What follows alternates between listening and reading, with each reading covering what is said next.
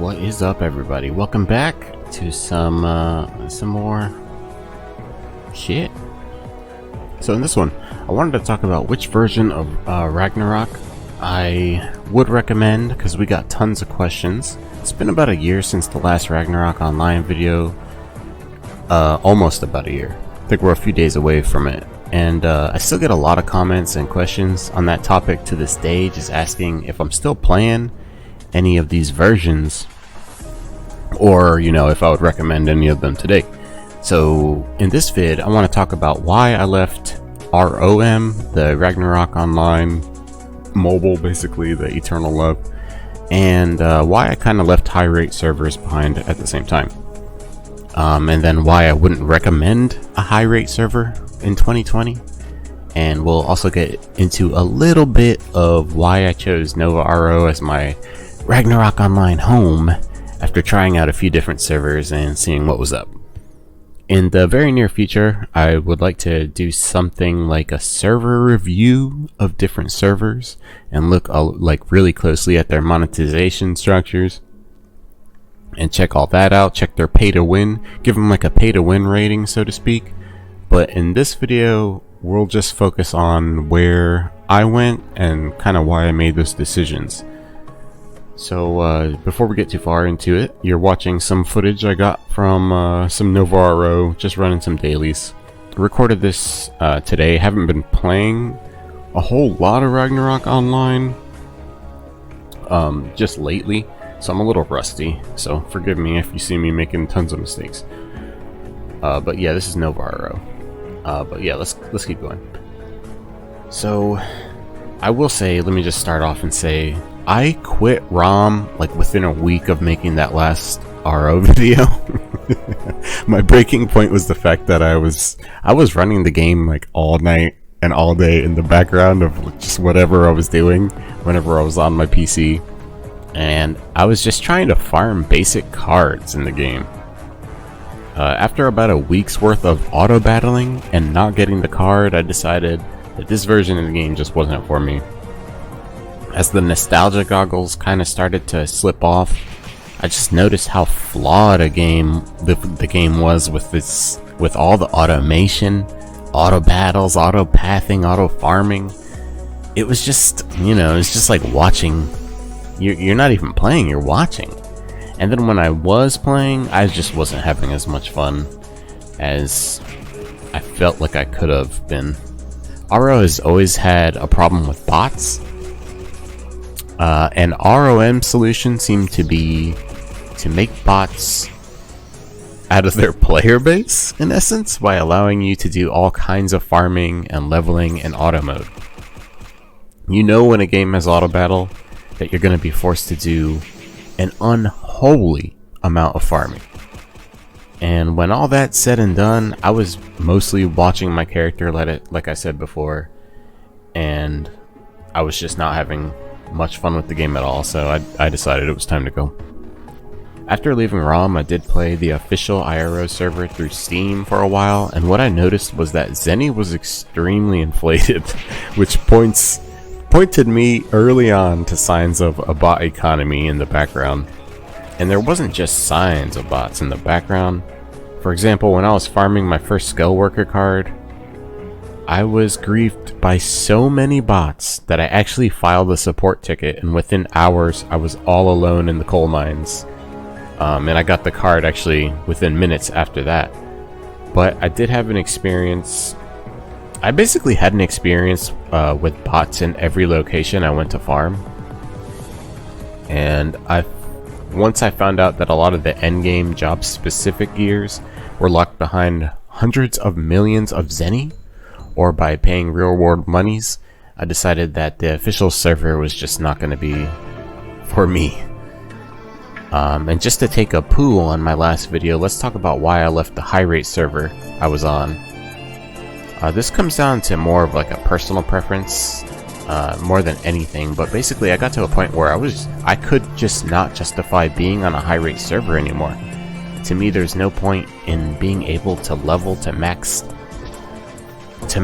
level just to start another type of grind somewhere else in the server I was playing. So, for example, on the server I was playing, there was a hero quest once you hit max level. So it was tons of EXP you had to grind.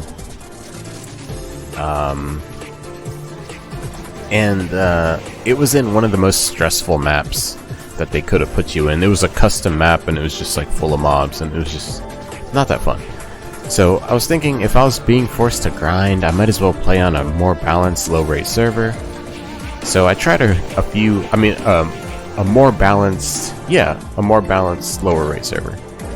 I tried a few high rate servers, and I always noticed that there was some custom content to force me into grinding after hitting max level, either for gears or experience, and it was usually just not as fun as the base content that the game basically offers. Also, on a side note, it was a huge red flag. Seems like a huge red flag anyway, if a server makes you vote in some kind of top 10, top 100, top 500 or whatever in order to get some in-game currency.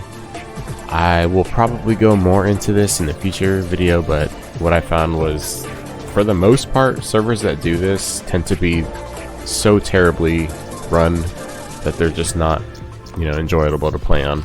Now, don't hate me, if your favorite server is one of these, but I just didn't have any kind of fun.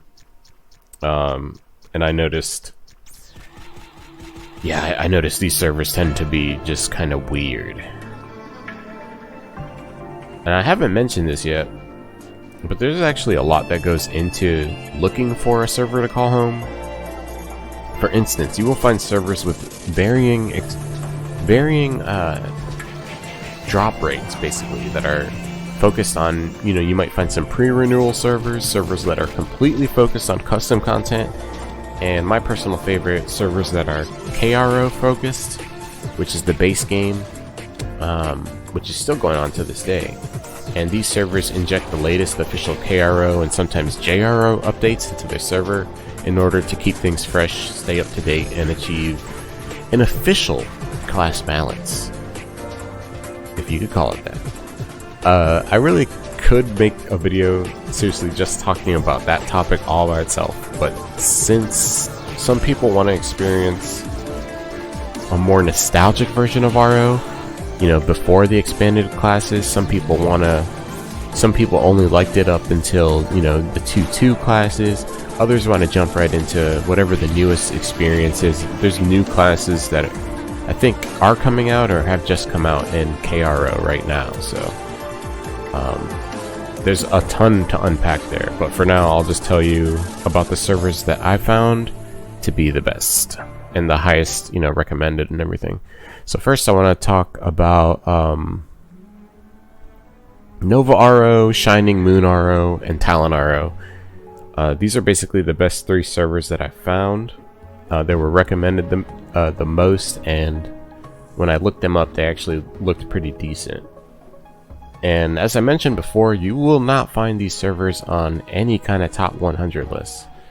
So if your favorite RO server did not appear in this video, please don't worry, just mention it to me, down below in the comments, and I will definitely, if I think the server's interesting, we can take a look for a more in-depth feature, like a review.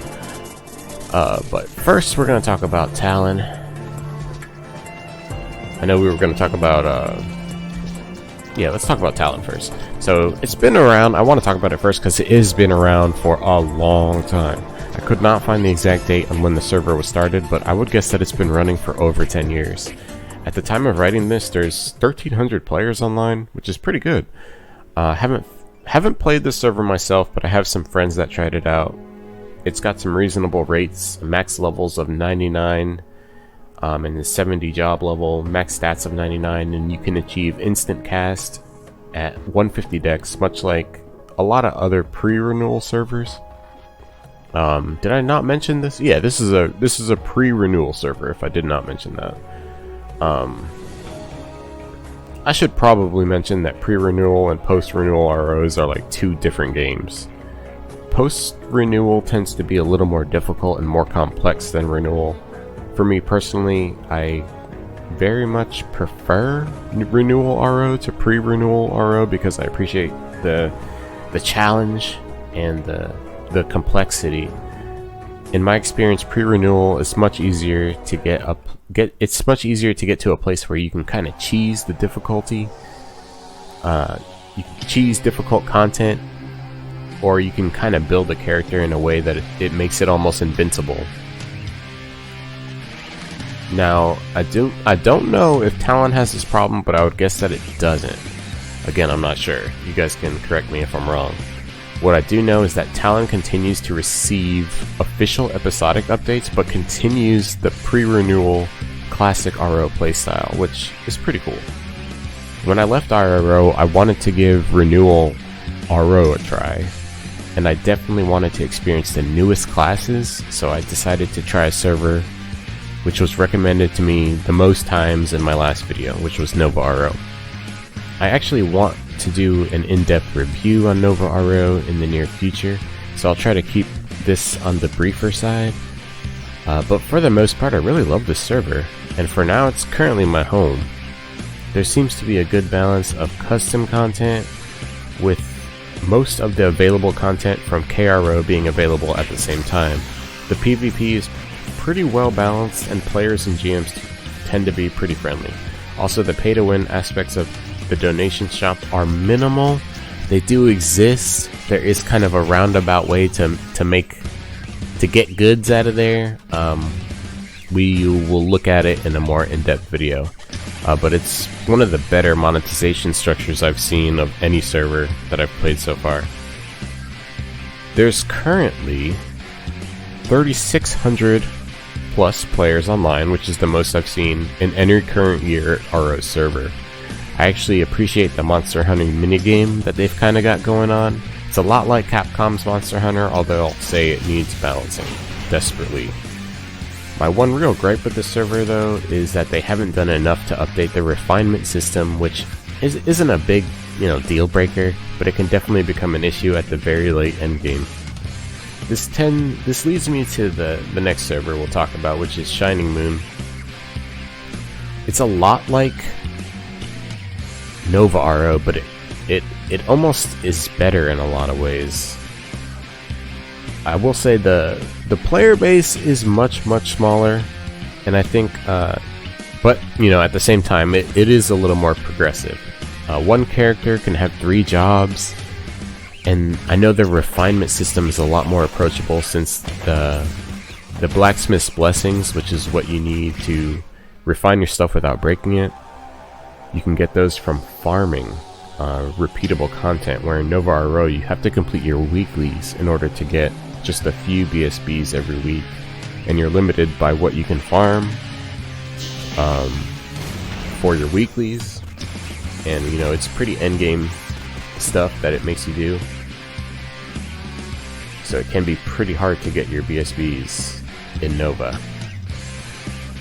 Or you can always purchase them from other players, which is, it's fine. Not a deal breaker. All in all, I would really love to see Nova incorporate some of Shining Moon's features, since I have spent so much time in Nova, and I've made like a ton of progress there. But, hopefully this vid has been helpful for you guys who are wondering which servers might be worth checking out in 2020. I'm sure I missed out on tons of servers, so if you guys really want to let me know about one, post it down below. If you like this kind of vid, yeah, also let me know about that too, and I'll catch you guys on the next one.